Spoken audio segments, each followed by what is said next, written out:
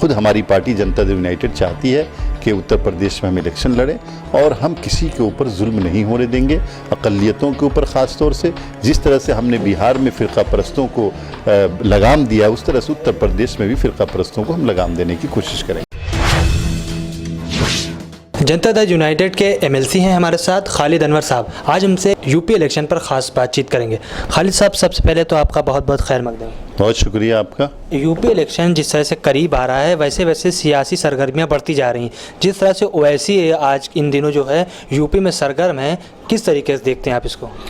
देखिए, उत्तर प्रदेश का इलेक्शन मुल्क की सियासत को रुख देता है और उत्तर प्रदेश का इलेक्शन हो, असेंबली इंतखाबात होने जा रहे हैं तो सरगर्मियाँ बढ़नी लाजमी है। जहाँ तक कि MIM का सवाल है, ओवैसी साहब का सवाल है, वो एक पॉलिटिकल पार्टी है और उसको इलेक्शन लड़ने का हक़ है। इस हक़ से किसी भी पार्टी को महरूम नहीं करना चाहिए। ओवैसी साहब अगर इलेक्शन लड़ने जा रहे हैं तो इसमें कोई हर्ज की बात नहीं।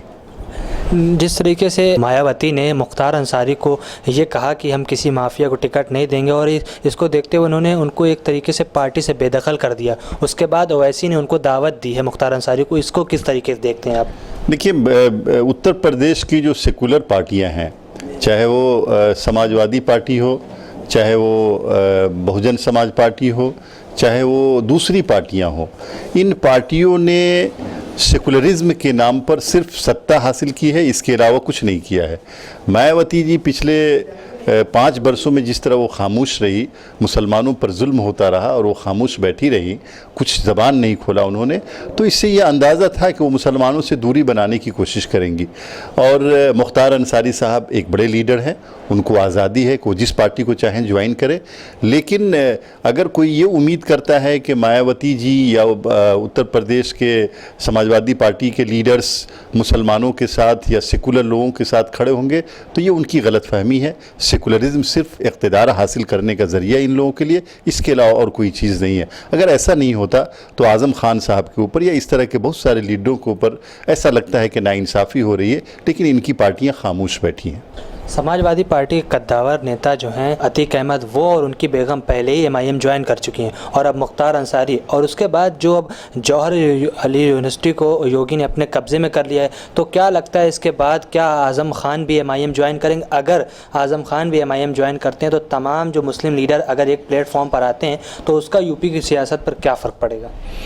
देखिए, आज़म खान साहब MIM ज्वाइन करेंगे नहीं करेंगे ये उनका अपना फ़ैसला होगा और उत्तर प्रदेश की सियासत पर इसका क्या असर पड़ेगा। देखिए, बात क्या है कि जब मुल्क तकसीम हुआ उस वक्त एक नज़रिया था कि मजहबी बुनियाद पर सियासी पार्टियां बने। हमारे जो अकाबरीन थे उस वक्त के हालात के मुताबिक उन्होंने फ़ैसला किया कि सियासत मज़हब की बुनियाद पर नहीं की जा सकती और कायद आज़म मोहम्मद अली जिन्नाह साहब थे जिन्होंने कहा कि नहीं, मज़हब की सियासत होगी। लेकिन हमारे जो अकाबरीन थे यहाँ पे, चाहे मौलाना आज़ाद हो, मौलाना हसरत मुहानी हो, मौलाना मदनी हो या जो भी लोग हों, उन लोगों ने इस नज़रिए को मुस्तरद किया था। अब इन लोगों को ये तय करना है, उत्तर प्रदेश के लोगों को, कि हमारा मुल्क मौलाना आज़ाद के नज़रिए पे चलेगा, पंडित जवाहरलाल नेहरू के नज़रिए पे चलेगा, गांधी जी के नज़रिए पे चलेगा या कायद आज़म मोहम्मद अली जिन्नाह के नज़रिए पे चलेगा।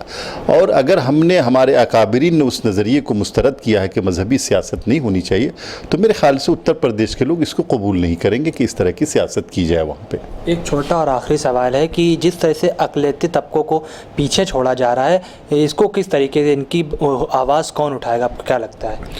देखिए, उत्तर प्रदेश में जिन पॉलिटिकल पार्टियों की ये ज़िम्मेदारी थी कि वो अक़लियतों की आवाज़ उठाते, उन पॉलिटिकल पार्टियों ने अपना मुंह बंद कर लिया। अब उत्तर प्रदेश के लोगों को ये तय करना है, अक़लियतों को, सेकुलर लोगों को, गरीबों को, दलितों को और लिबरल लोगों को ये तय करना है कि भाई ये जो सेकुलरिज्म के नाम पर जो लोग मुझसे वोट ले रहे थे, क्या वाकई ये सेकुलर हैं क्या, या सिर्फ सत्ता के लिए इन लोगों ने हमारा वोट लिया है। जहाँ तक नाइंसाफ़ी और जुल्म की बात है, अगर उत्तर प्रदेश में नाइंसाफ़ी हुई और यकीनन हुई है तो बहुत सारी पॉलिटिकल पार्टियां जो उत्तर प्रदेश में एक्टिव होंगी। खुद हमारी पार्टी जनता दल यूनाइटेड चाहती है कि उत्तर प्रदेश में हम इलेक्शन लड़ें और हम किसी के ऊपर जुल्म नहीं होने देंगे, अक़लियतों के ऊपर ख़ास तौर से। जिस तरह से हमने बिहार में फ़िरक़ा परस्तों को लगाम दिया, उस तरह से उत्तर प्रदेश में भी फ़िरक़ा परस्तों को हम लगाम देने की कोशिश करेंगे। बहुत बहुत शुक्रिया। बहुत शुक्रिया। देखा आपने, हमारे साथ इस वक्त बात करने के लिए मौजूद थे जनता दल यूनाइटेड के एमएलसी खालिद अनवर साहब। आज हम इनसे उत्तर प्रदेश इलेक्शन पर खास बातचीत कर रहे थे। हम फिर आज कुछ बड़ी खबरों के साथ देखते रहिए एमएमसी न्यूज़ इंडिया नई दिल्ली। शुक्रिया, खुदा हाफिज़।